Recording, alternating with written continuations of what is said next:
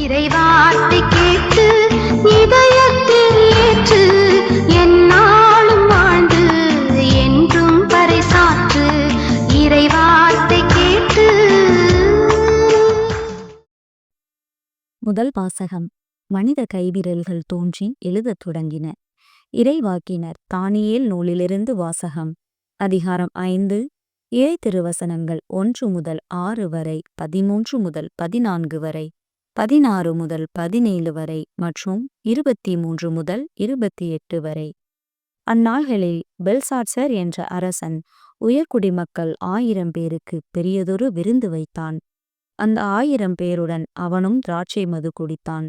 அவ்வாறு குடித்து கொண்டிருந்த பொழுது அரசன் தானும் தன் மனைவியரும் வைப்பாட்டிகளும் குடிப்பதற்கென்று தன் தந்தையாகிய நெபுகத்நேசர் எருசலேம் திருக்கோவிலிலிருந்து கொண்டு வந்திருந்த பொன் வெள்ளி கிண்ணங்களை கொண்டு வரச் சொன்னான். அதன்படி எருசலேமிலிருந்து கடவுளின் கோவிலிலிருந்து கொண்டு வந்த பொன் கிண்ணங்களை எடுத்து வந்தார்கள்.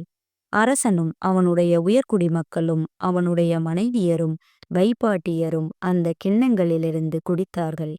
அவர்கள் திராட்சை மது குடித்து கொண்டே பொன், வெள்ளி, வெண்கலம், இரும்பு, மரம், கல் ஆகியவற்றாலான தங்கள் தெய்வங்களை புகழ்ந்தார்கள்.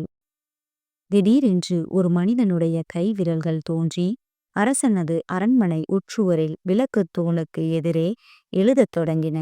அவ்வாறு எழுதும்போது அரசன் அந்த உள்ளங்கையை பார்த்தான். அதை கண்டு அரசன் முகம் கருத்து நெஞ்சம் கலங்கி குலை நடுங்கி தொடை நடுக்கமுற்றான்.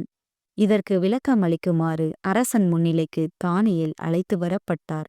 அரசன் அவரை பார்த்து, என் தந்தையாகிய அரசன் யூதாவிலிருந்து சிறைப்பிடித்து வந்தவர்களுள் ஒருவனாகிய தானியேல் என்பவன் நீதானே? உன்னிடத்தில் புனிதமிகு கடவுளின் ஆவியும் அறிவொளியும் நுண்ணறிவும் சிறந்த ஞானமும் உண்டென உன்னை பற்றி கேள்விப்பட்டுள்ளேன். விளக்கங்கள் கூறவும் சிக்கல்களை தீர்க்கவும் உன்னால் முடியும் என கேள்விப்படுகிறேன். இப்பொழுது நீ இந்த சொற்களை படித்து இவற்றின் உட்பொருளை விளக்கினால் உனக்கு அரச உடை உடுத்தி கழுத்தில் பொன்மாலை அணிவித்து என் அரசில் 3ஆம் நிலையில் உன்னை அமர்த்துவேன் என்றான்.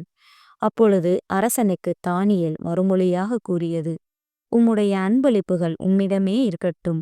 உம் பரிசுகளை வேறு யாருக்காவது கொடும். ஆயினும் இந்த சொற்களை அரசருக்கு படித்துக் காட்டி அவற்றின் உட்பொருளை விளக்கி கூறுவேன். விண்ணுலக ஆண்டவருக்கு எதிராக உம்மையே உயர்த்தினீர். அவரது கோவிலின் கிண்ணங்களை கொண்டு வரச் செய்து நீரும் உம் உயர்குடி மக்களும் உம்முடைய மனைவியரும் வைப்பாட்டியரும் அவற்றிலிருந்து திராட்சை மது குடித்தீர்கள்.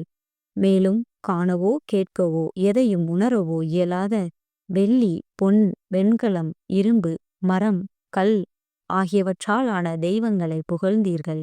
ஆனால் உமது உயிரையும் உம் வழிகளையும் தம் கைக்குள் வைத்திருக்கும் கடவுளை நீர் பெருமைப்படுத்தவில்லை. ஆகையால் அவர் இந்த கையை தம் திருமுன் நின்று அனுப்பி இந்த எழுத்துக்களை பொறிக்கச் செய்தார்.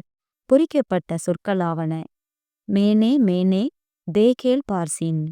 இவற்றின் உட்பொருள்: மேனே, கடவுள் உமது அரசின் நாள்களை எண்ணி வரையறுத்து அதனை முடிவுக்கு கொண்டு வந்து விட்டார். தேகேல், நீர் தராசில் நிறுக்கப்பட்டீர், எடையில் மிகவும் குறைந்துள்ளீர். பார்சின், உமது அரசு பிரிக்கப்பட்டு மேதியருக்கும் பாரசீகருக்கும் கொடுக்கப்பட்டுள்ளது என்றார். இது ஆண்டவரின் அருள்வாக்கு. இறைவா உமக்கு நன்றி. பதிலுரை பாடல். பல்லவி. என்றென்றும் அவரை புகழ்ந்து பாடி ஏத்தி போற்றுங்கள்.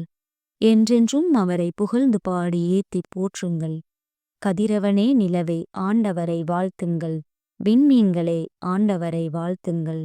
என்றென்றும் அவரை புகழ்ந்து பாடி ஏத்தி போற்றுங்கள். மலையே பனியே நீங்களெல்லாம் ஆண்டவரை வாழ்த்துங்கள். காற்று வகைகளே நீங்களெல்லாம் ஆண்டவரை வாழ்த்துங்கள். என்றென்றும் அவரை புகழ்ந்து பாடி ஏத்தி போற்றுங்கள். நெருப்பே வெப்பமே ஆண்டவரை வாழ்த்துங்கள். நடுக்கும் குளிரே கடும் வெயிலே ஆண்டவரை வாழ்த்துங்கள். என்றென்றும் அவரை புகழ்ந்து பாடி ஏத்தி போற்றுங்கள். நற்செய்திக்கு முன் வாழ்த்தொலி. அல்லேலூயா அல்லேலூயா. இறக்கும் வரை நம்பிக்கையோடு இரு, அவ்வாறாயின் வாழ்வை உனக்கு முடியாகச் சூட்டுவேன் என்கிறார் ஆண்டவர். அல்லேலூயா. நற்செய்தி வாசகம். என் பெயரின் பொருட்டு எல்லாரும் உங்களை வெறுப்பார்கள். இருப்பினும் உங்கள் தலைமுடி ஒன்று கூட விழவே விழாது. லூக்கா எழுதிய தூய நற்செய்தியிலிருந்து வாசகம். அதிகாரம் 21, இறை திருவசனங்கள் 12 முதல் 19 வரை. அக்காலத்தில் இயேசு தம் சீடர்களுக்கு கூறியது: அனைத்தும் நடந்தேறும் முன் அவர்கள் உங்களை பிடித்து துன்புறுத்துவார்கள், தொழுகை கூடங்களுக்கு கொண்டு செல்வார்கள், சிறையில் அடைப்பார்கள், என் பெயரின் பொருட்டு அரசரிடமும் ஆளுநரிடமும் இழுத்துச் செல்வார்கள். எனக்கு சான்று பகர இவை உங்களுக்கு வாய்ப்பளிக்கும். அப்போது என்ன பதில் அளிப்பது என முன்னதாகவே நீங்கள் கவலைப்பட வேண்டாம். இதை உங்கள் மனத்தில் வைத்துக் கொள்ளுங்கள். ஏனெனில் நானே உங்களுக்கு நாவன்மையையும் ஞானத்தையும் கொடுப்பேன். உங்கள் எதிரிகள் எவராலும் உங்களை எதிர்த்து நிற்கவும் எதிர்த்து பேசவும் முடியாது. ஆனால் உங்கள் பெற்றோரும் சகோதர சகோதரிகளும் உறவினர்களும் நண்பர்களும் உங்களை காட்டிக் கொடுப்பார்கள். உங்களுள் சிலரை கொல்வார்கள். என் பெயரின் பொருட்டு எல்லாரும் உங்களை வெறுப்பார்கள். இருப்பினும் உங்கள் தலைமுடி ஒன்று கூட விழவே விழாது. நீங்கள் மன உறுதியோடு இருந்து உங்கள் வாழ்வை காத்துக் கொள்ளுங்கள். இது ஆண்டவரின் அருள்வாக்கு. கிறிஸ்துவே உமக்குப் புகழ்.